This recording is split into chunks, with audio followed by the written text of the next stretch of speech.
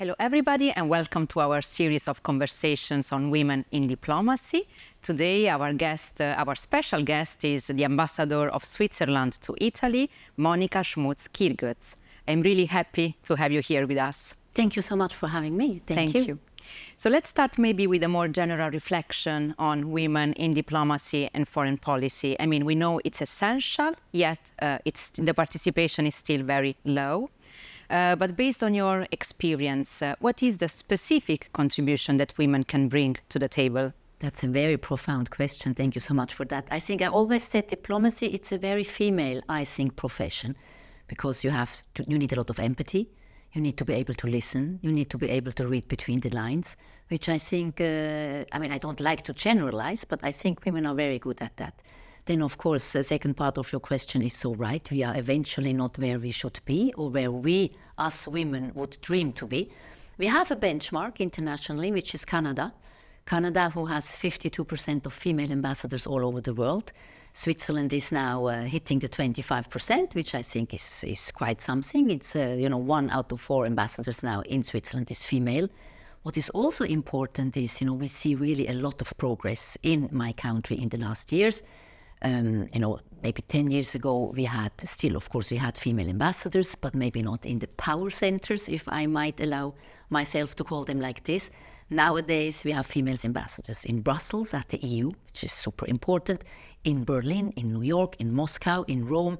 So I think it's also important to see where the women can actually shape our foreign policy agenda.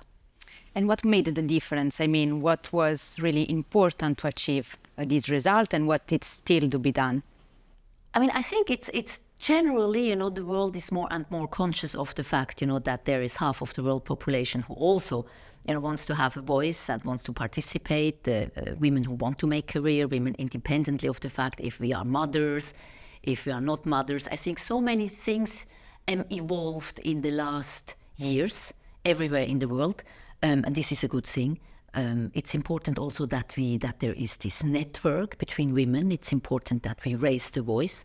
I think it's also important to speak out as women without being immediately qualified as radical feminists. No, we are different. We want to be different. We are female. I personally always say it's such a privilege also to work in mixed teams. There are studies from academicians. Mixed teams just perform so much better than if you have only male teams. There are very few female teams. That's why I don't even need, I think, to mention them. Yes, of course. And looking at your country, what is the strategy there to promote women leadership? There is a lot, and I have to say our actual foreign minister, he is doing really a lot. And if I mentioned before, that we have a lot of female ambassadors now in very visible positions, it was him who was really pushing for that. One day he comes a lot, of course, to Italy, because I have to mention this, Switzerland being one of the very few countries where you have Italian as an official language, and he is very close to Vice Prime Minister and Foreign Minister Tajani. So he comes a lot. And recently he told me, he said, what can I do? Most of the time they're just better. And I think this is a very nice thing. And the other thing is, this is an argument I heard from an Italian friend who said, when there will be a lot of mediocre women in leading positions, it's only then when we will have real gender equality.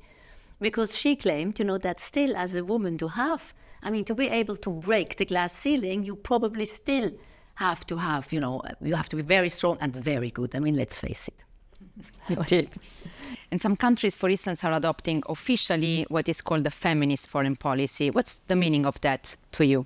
I think it's pushing really women, it's pushing our agenda, it's pushing our needs. It's done a lot with quotas, which in Switzerland are not popular. So we do not have a declared feminist foreign policy, but, being a country where human rights are so fundamental, and I think Switzerland has a lot of sensibility also towards, minority rights or female rights, gender equality. I think without having the quotes, we do a lot. But there, within, let's say, this approach, women, peace and security agenda plays a crucial role. And what is your assessment of the overall, let's say, achievements there? You mean on the multilateral level?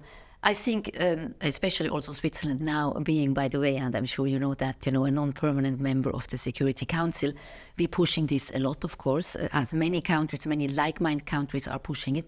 If I look at the world and the world map, I unfortunately have to state that there is still so much to do. Because, we are talking between two European women, we achieved a lot. Even if we complain on a very high level. And there are still so many women, and we shall not forget, who are still paying with their life because they are fighting for what we already achieved. And what's the priority there? I mean, if you would need to choose, let's say, a priority to really make the difference and take that step forward. Like to make the world a better place for women worldwide. If only I knew how to do. But I think a lot is also the next generations, and I think about specific countries. Of course, now I'm just thinking about Iran because I know the Middle East well. There the young women I think are a driving force who are really asking for change. So these young generations are agents of change. I'm not in the young generation anymore, but I really reach out to them. I'm so happy to talk to them. I'm happy also to share my experiences because at my age in Switzerland, you lived through quite a lot if you had to, go through all the way and then become ambassador. So you see a lot, you face a lot, you have to overcome a lot that these young generations, at least again in Europe, do not have to fight anymore. So I like to share and I like also to give back because I have been helped a lot, and I have been helped a lot not only by women, but by people who really want a gender equal society. And this brings me to your personal story. I mean, for instance, why did you become an ambassador? What was your aspiration? And also how being a woman has affected your decision and then your career? Thank you for this question. Well, I think, to say it very undiplomatically and bluntly, I mean, first of all, I like politics. I always liked international politics. And then I wanted to become a Swiss diplomat because I think the product that we have to sell, which is Switzerland, is just so amazing. And Switzerland is not known enough, I think. It's a country that has 4 different spheres of culture, where people would identify with, be it Germany, France, Italy. We have 4 different languages, a lot of religions, but we are quite a complex and interesting country. We are younger and more modern than one would think. We are very innovative, and especially we give chances to each and everyone. I think it's still a country where with your own brain power you can achieve a lot. And this is something nice, and I always wanted to represent Switzerland. Then being a woman didn't really affect that choice, but then of course I think in my own feminist view, I got probably more radicalized once I was in the career, because you have to fight against quite a few stereotypes. Indeed.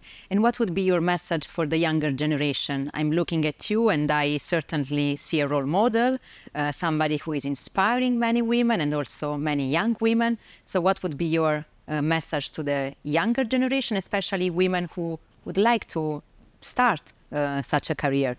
Yeah, it's who am I to give advices? But I would say, if you dream big and just go for your dreams. It was my own, even my own family said, yeah, what are you going to do in diplomacy? You are a woman. You just have to, if you want something, just go for it. And I think nowadays, again, in Europe, nowadays environment really allows women to be able to realize their dreams. Thank you. Thank you very much for your work. Thank you so much. And for your insights. But also, most of all, thank you for your commitment and engagement. You are really trying to make the difference, and you are successful. Merci beaucoup. We are more and more. So thank you very much. Merci. Thank you.